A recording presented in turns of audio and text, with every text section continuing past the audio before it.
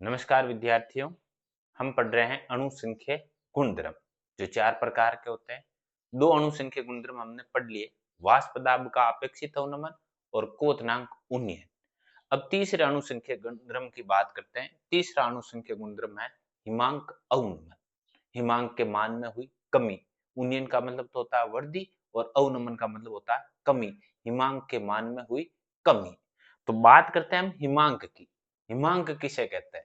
तो हिमांक का मतलब होता है वह ताप जिस पर द्रव और ठोस दोनों का वाष्प दाब समान होता है, उसे कहते हैं हिमांक। जैसे इससे पहले में हमने पढ़ा था क्वथनांक। तो क्वथनांक का मतलब तो होता है द्रव और गैस, और हिमांक का मतलब होता है द्रव और ठोस। जिस पर द्रव और ठोस दोनों का वाष्प दाब समान हो जाता है, उस ताप के मान को कहते हैं हिमांक। तो सबसे पहले बात करते हैं हम हिमांक की। हिमांक का मतलब क्या होता है? तो हिमांक का मतलब होता है मेल्टिंग हिमांक। और हिमांक को हम किसके द्वारा प्रदर्शित करेंगे? तो हिमांक का मतलब होगा कि वह ताप जिस पर, परिभाषा दे हम तो हम ये कह सकते हैं वह ताप जिस पर द्रव का वाष्प दाब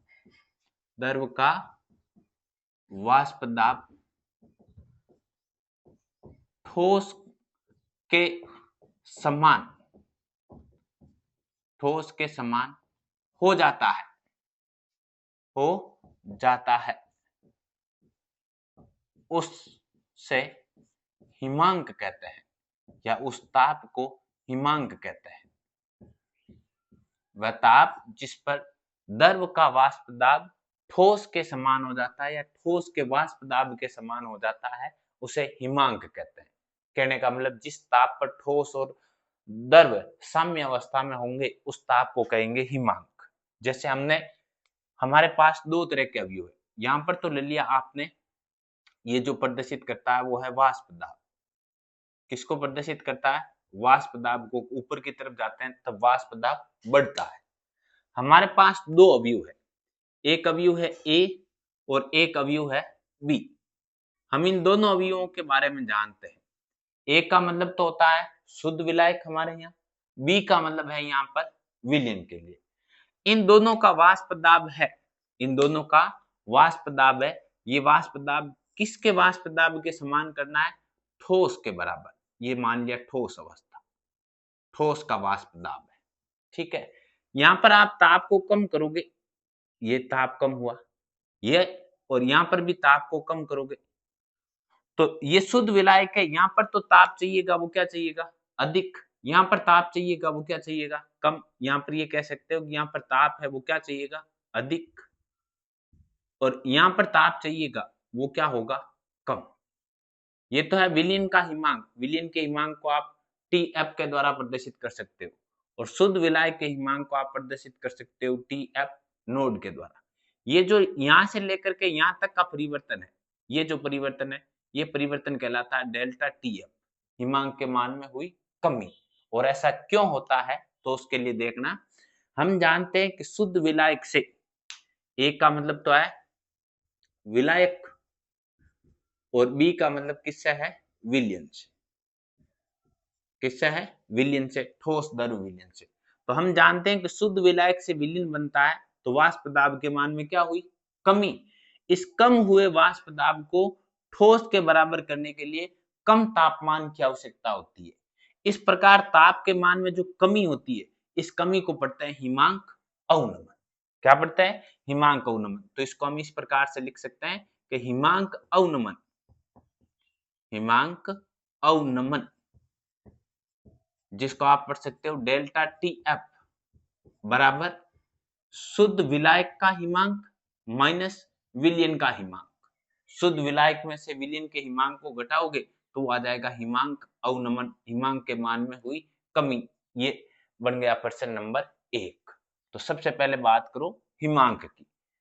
तो वह ताप जिस पर द्रव का वाष्प दाब ठोस के बराबर हो जाता है उसे कहते हैं हिमांक।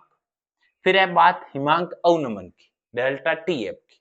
तो हम जानते हैं कि शुद्ध विलायक से विलयन बनता है तो वाष्प दाब के मान में कमी होती है, और अगर पहले से वाष्प दाब कम है और उसको ठोस के बराबर करना है तो कम तापमान की आवश्यकता होगी। जो ताप में कमी होती है इस कमी को ही कहते हैं हिमांक अवनमन हिमांक अवनमन बराबर शुद्ध विलायक का हिमांक माइनस विलयन का हिमांक, ये हुआ हिमांक अवनमन।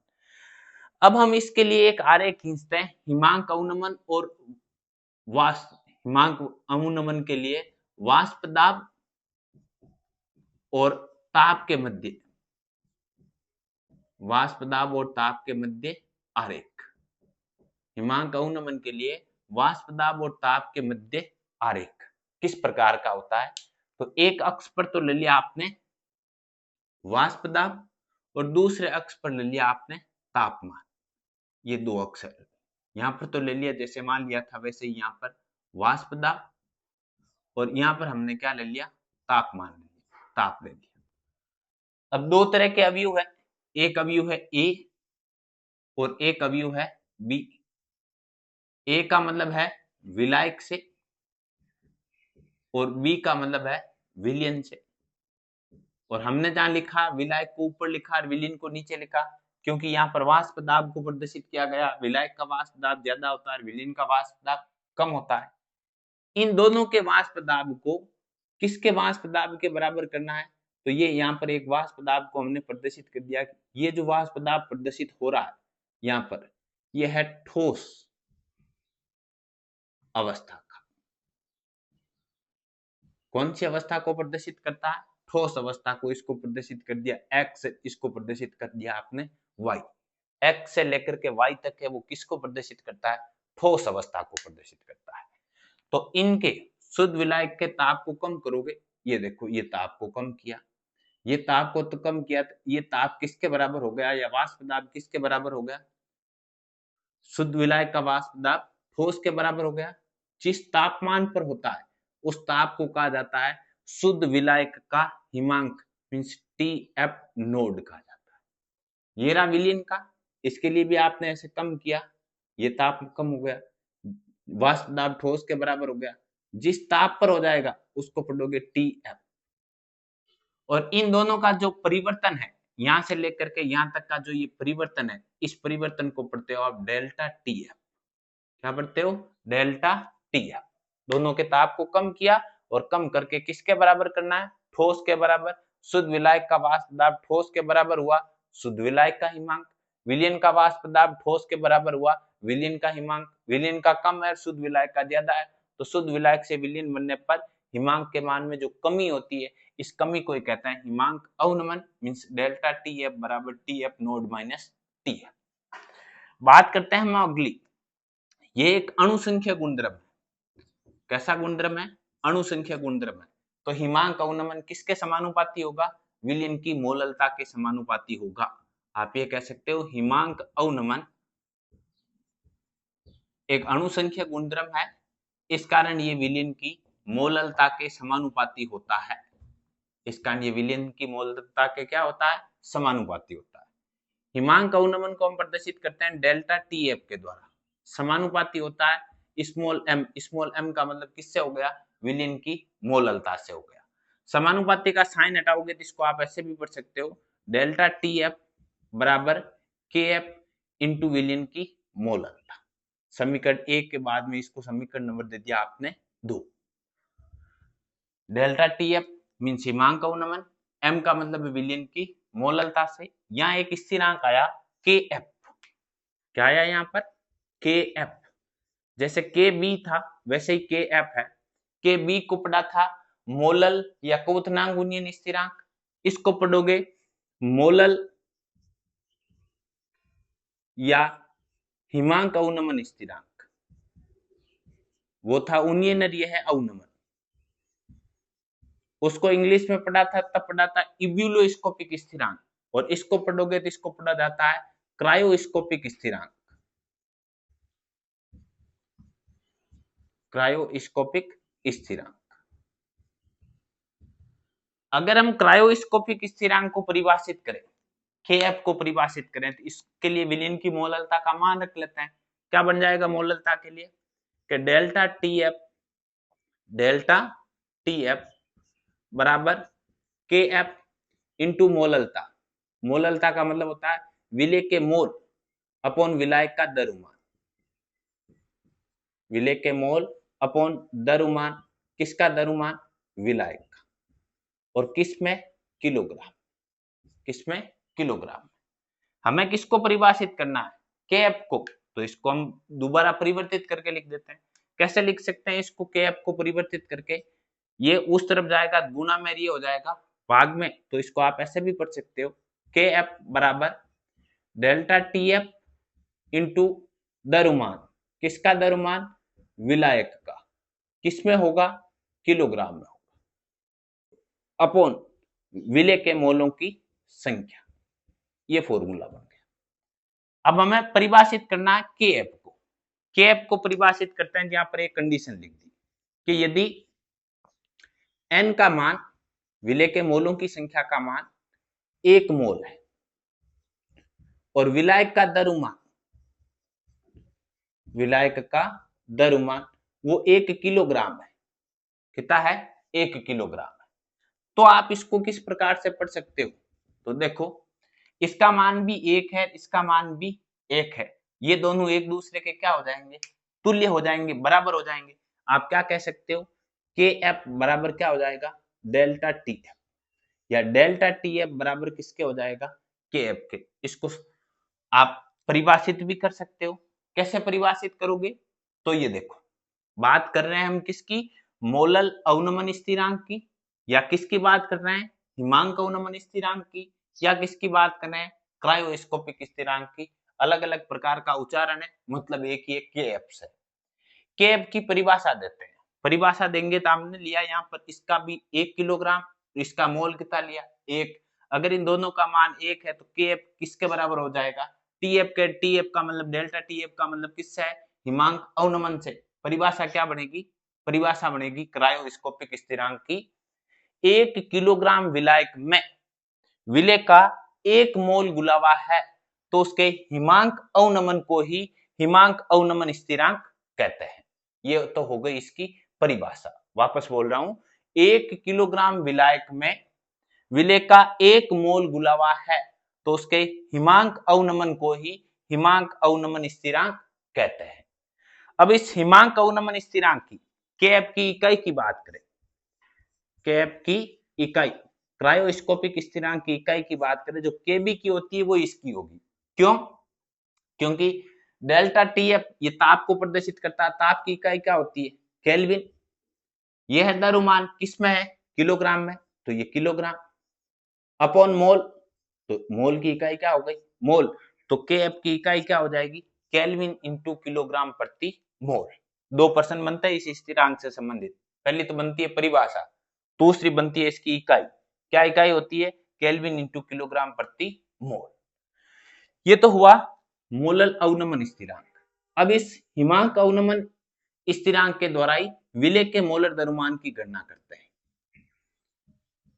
विलेय के मोलर द्रव्यमान की गणना हिमांक अवनमन स्थिरांक के द्वारा विलेय के मोलर द्रव्यमान की गणना। तो आप जानते हो हिमांक अवनमन एक अणुसंख्यक गुणधर्म है, इसलिए ये विलयन की मोललता के समानुपाती होता है। मींस डेल्टा Tf बराबर होता है Kf इंटू विलयन की मोललता, और मोललता का मतलब होता है विलेय के मोल अपॉन विलायक का द्रव्यमान। और ये विलायक का द्रव्यमान है वो किसमें होता है? किलोग्राम।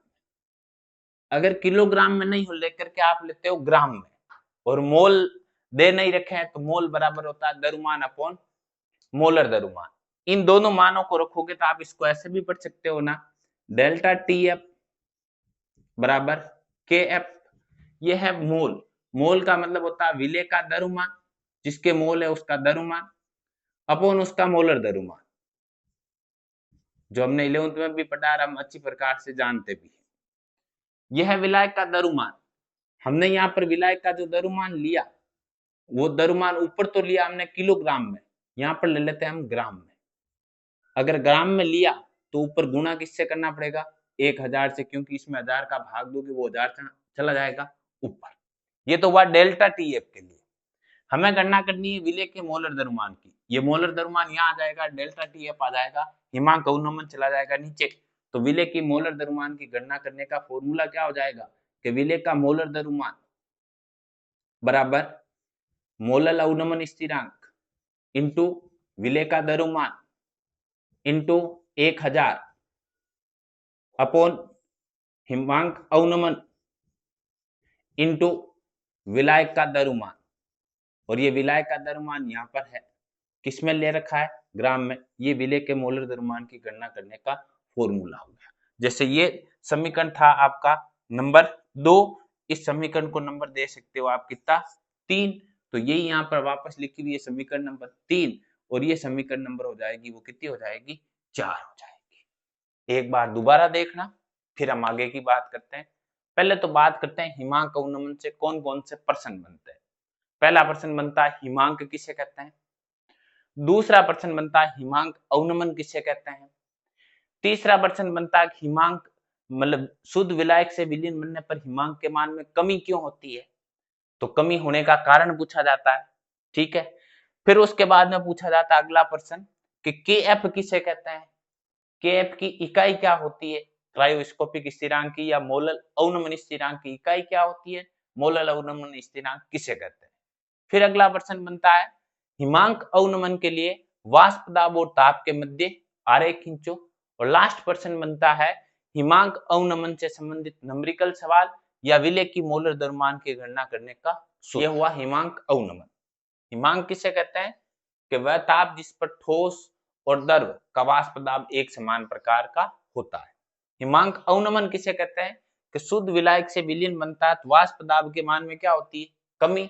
कम हुए वाष्प दाब को ठोस के बराबर करने के लिए कम तापमान की आवश्यकता होती है। इस प्रकार ताप के मान में जो कमी होती है उस कमी को कहते हैं हिमांक अवनमन।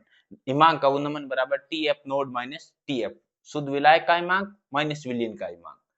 फिर वाष्प दाब और ताप के मध्य आरेख हिमांक अवनमन के लिए तो इस प्रकार का होगा।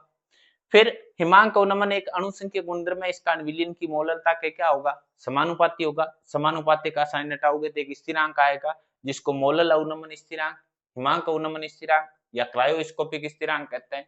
इससे 2 प्रश्न बनते हैं, क्रायोस्कोपिक स्थिरांक किसे कहते हैं और उसकी इकाई। तो किसे तो कहेंगे इन दोनों का मान, ये जैसे क्रायोस्कोपिक स्थिरांक लिया, यहाँ पर द्रव्यमान है, यहाँ पर मोल है, इन दोनों का मान इकाई लोगे डेल्टा टीएफ बराबर किसके हो जाएगा, केएफ के। पर ऐसे सकते हो कि 1 किलोग्राम विलायक में विलेय का 1 मोल गुलावा है तो उसके हिमांक अवनमन को ही हिमांक अवनमन स्थिरांक कहते हैं। इकाई क्या हो जाएगी, ताप की इकाई केल्विन, द्रव्यमान की इकाई किलोग्राम, मोल की इकाई मोल, केल्विन इंटू किलोग्राम प्रति मोल, और फिर मोलर द्रव्यमान के लिए ये हो गया सूत्र। अब हम इस पर करते हैं न्यूमेरिकल प्रश्न। ये हुआ हिमांक अवनमन किसे कहते हैं, हिमांक किसे कहते हैं, किस प्रकार का आरेख होता है और केएफ की गणना किस प्रकार से करते हैं। अब इस पर हम एक न्यूमेरिकल सवाल करके देखते हैं किस प्रकार का प्रश्न इस पर पूछा जाता है। ये बोर्ड एग्जाम 2015 में पूछा गया प्रश्न है। कब पूछा गया है, 2015 में एग्जाम में पूछा गया प्रश्न है, board exam, Rajasthan board exam 2015 में। किस प्रकार का प्रश्न है ये, विद्युत अनपघट्य विलेय के 2 ग्राम को 100 ग्राम बेंजीन में जिसको घोला जाता है वो विलेय है, विद्युत अपघट्य विलेय है, उसका द्रव्यमान दे रखा है 2 ग्राम। 100 ग्राम बेंजीन में जिसमें घोलते हैं वो विलायक है, विलायक के रूप में बेंजीन है, द्रव्यमान 100 ग्राम दे रखा है। जब घोलते हैं, घोलने पर उसके हिमांक में 0.80 केल्विन 0.80 केल्विन की कमी होती है, मींस हिमांक अवनमन का मान दे रखा है। तो विलेय के मोलर द्रव्यमान की गणना करो, विलेय का मोलर द्रव्यमान ज्ञात करना है। उसके लिए बेंजीन का हिमांक अवनमन स्थिरांक केएफ भी दे रखा है 5.12 केल्विन इंटू किलोग्राम प्रति मोल। तो सबसे पहले बात करते हैं हम इसमें क्या क्या दे रखा है। तो सबसे पहले दे रखा है विद्युत अपघट्य मींस विलेय, विलेय का द्रव्यमान जिसको स्मॉल डब्ल्यू विलेय के रूप में आप प्रदर्शित कर सकते हो, और उसका द्रव्यमान आपको कितना दे रखा है, उसका द्रव्यमान आपको दे रखा है 2 ग्राम। फिर दे रखा विलायक, विलायक के रूप में जो पदार्थ है उसके लिए नाम भी दे रखा है, उसका कौन सा पदार्थ है, बेंजीन, उसका भी क्या दे रखा है, द्रव्यमान। तो आप ये कह सकते हो बेंजीन का द्रव्यमान कितना दे रखा है, बेंजीन का द्रव्यमान कैपिटल डब्ल्यू के द्वारा प्रदर्शित कर सकते हो, और उसका द्रव्यमान दे रखा है 100 ग्राम। फिर उसमें कमी होती है मींस हिमांक अवनमन दे रखा है, विलीन बनने पर हिमांक अवनमन, हिमांक के मान में हुई कमी को हिमांक अवनमन कहते हैं, प्रदर्शित करते हैं डेल्टा टीएफ के द्वारा। उसका मान है 0.80 केल्विन। आपको हिमांक अवनमन स्थिरांक, हिमांक अवनमन स्थिरांक जिसको आप पढ़ सकते हो या पढ़ते हो KF, उसका मान दे रखा 5.12 केल्विन इंटू किलोग्राम प्रति मोल। आपको निकालना विले का मोलर द्रव्यमान, विले का मोलर द्रव्यमान जिसको स्मॉल m विले के रूप में प्रदर्शित करते हो, उसकी हमें क्या करनी है, गणना करनी है। इसकी गणना करने का फॉर्मूला क्या होता है, तो इसकी गणना करने का फॉर्मूला ये होता है कि विले का मोलर द्रव्यमान, अभी हमने 2 मिनट पहले लिखा, क्या होता है, हिमांक अवनमन स्थिरांक इंटू विले का द्रव्यमान, क्योंकि विलायक का द्रव्यमान ग्राम में इसलिए आप ऊपर गुणा करते हो 1000 से, अपॉन डेल्टा TF हिमांक अवनमन इंटू द्रव्यमान, किसका द्रव्यमान, विलायक का द्रव्यमान। ये होता है मोलर द्रव्यमान ज्ञात करने का फॉर्मूला जो आपकी जानकारी में है। इसमें यहां से मान रखोगे, मान रखोगे तो किस प्रकार से इसकी गणना होगी, ये हो गई गणना। किसकी गणना करनी है, विले के मोलर द्रव्यमान की, तो विले का मोलर द्रव्यमान बराबर KF का मान कितना है 5.12 इंटू विले का द्रव्यमान, कितना द्रव्यमान है 2 ग्राम, इंटू 1000, ये गुणा कर लिया 1000 से, अपॉन डेल्टा TF का मान कितना है, डेल्टा TF का मान है 0.80 और विलायक का द्रव्यमान कितना है 100, तो ये लिख दिया आपने 100। अब इसको हम सरल कर लेते हैं। सरल करोगे, देखो इसमें दशमलव के बाद 2 अंक है, इसमें भी दशमलव के बाद 2 अंक है, कैंसिल हो गए। फिर ये देखो 2 जीरो और 1 3 जीरो, ये 3 जीरो क्या हो गए, कैंसिल हो गए। 2 का इसके अंदर भाग दे दिया, कितनी बार चला गया, 4 बार चला गया। क्या मान प्राप्त हो गया आपको, ये मान प्राप्त हो गया कि विले का मोलर द्रव्यमान, विद्युत अनपघट्य पदार्थ का मोलर द्रव्यमान 512 अपॉन 4, 512 में भाग किसका देना है, 4 का देना है। देख करके देख लो, विले का मोलर द्रव्यमान बराबर कितना प्राप्त हो गया, एक बार गया, पीछे कितने बच गए 2, 4 दूनी 8, फिर पीछे और कितने बच गए, कि पीछे बच गए 3, 8 चौक 32। मोलर द्रव्यमान की इकाई क्या होती है, ग्राम प्रति मोल, या उसके लिए क्या लिख सकते हो, म्यू। ये विले का मोलर द्रव्यमान आपको प्राप्त हो गया, ये हो गया आपका आंसर। वापस देखना, हम बात करते हैं हिमांक अवनमन की, उस पर न्यूमेरिकल सवाल महत्वपूर्ण प्रश्न है, 2015 में बोर्ड एग्जाम में पूछा गया है।